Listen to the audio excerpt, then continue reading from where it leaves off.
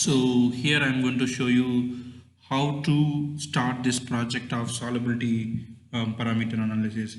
The example file which I sent you in the PPT format. So let's open that PPT. So here's the example solubility which I sent you. So the problem here is these two components are going to be in water. They are supposed to be soluble, but they are not. We have to explain why they are not and what is the thing which is forming the sticky mass in here. So in order to start this project, inside storing a material science interface, you have to start drawing this molecule first. So trust down molecule. So this is the trust down molecule, and then HCl. So HCl in the water is going to be H plus and Cl minus. So H plus and Cl minus I put here. So HCl is going to be ionized in water most of the time. And then sodium saccharide, again the sodium is Na plus, and then the saccharide molecule, so it's going to be ionized also in the water. So sodium saccharide molecule, and then the water. So these are the four components which we want. So I drew all the four components. So that's the first step to do. So this you can do fairly straightforward and easily. Then the second step is to build the disordered system. So here I built the disordered system of, you can see the HCl molecules are here, HCl atoms are here, and then the trust down molecule. So trust down hydrochloride system I built. Okay, so how do I build it? So select HCl and trust down molecule in the workspace. Select them, then go to tasks, materials, disordered system builder. Okay, disordered system builder. I selected 100 molecules actually, so I put 200 in total, so 100 in here, 100 in here. Run the simulation disorder system builder. So you don't need to change basically anything. So once you run it, you're going to get the disorder system like this. So once you get the disorder system, you can run the MD simulation on top of it and then calculate the solubility parameter of that one.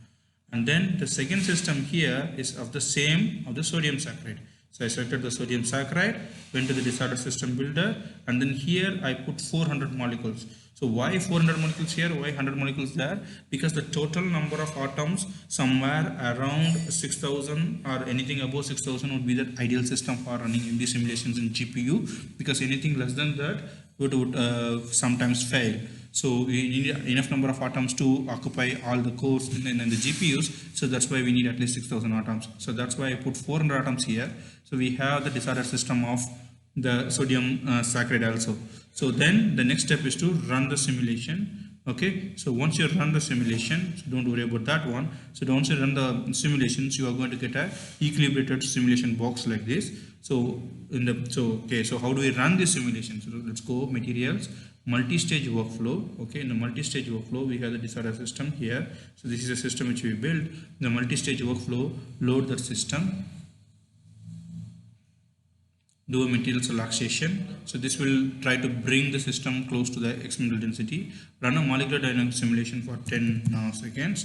Okay, then upon the stage, do the analysis. So when you do the analysis, it's going to calculate the solubility parameter automatically. So then I will show you how to visualize the solubility parameter in the later part of the video. Okay, so once you click the try to submit it in a GPU. So here I have the GPU. You can run it in a GPU. It's going to run for few hours, maybe less than few hours, a couple of hours. And then you will get an output like this. So once you have the output like this, so then we have to verify whether the density of the system is right or wrong. For that we can go here, MD trajectory analysis. So in the trajectory analysis, load the system. So for example here I can go and check it out. I have to find out this is called multi-stage simulation structure 1.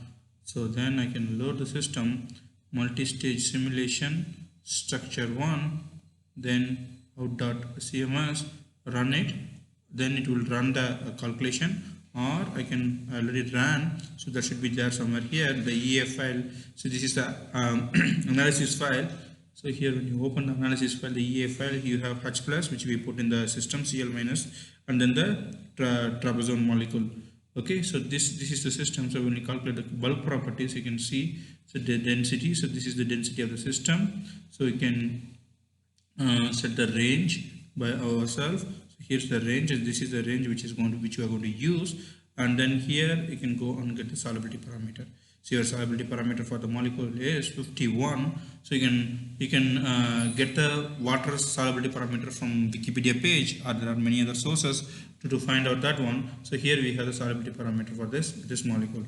Okay, similarly we can do it for the sodium saccharide case also. So you will get the solubility parameter somewhere around 50s. So that's these three components are supposed to be soluble as per the physics. Okay, so then what is the next step? I'll send you in a separate video, next video. Thank you.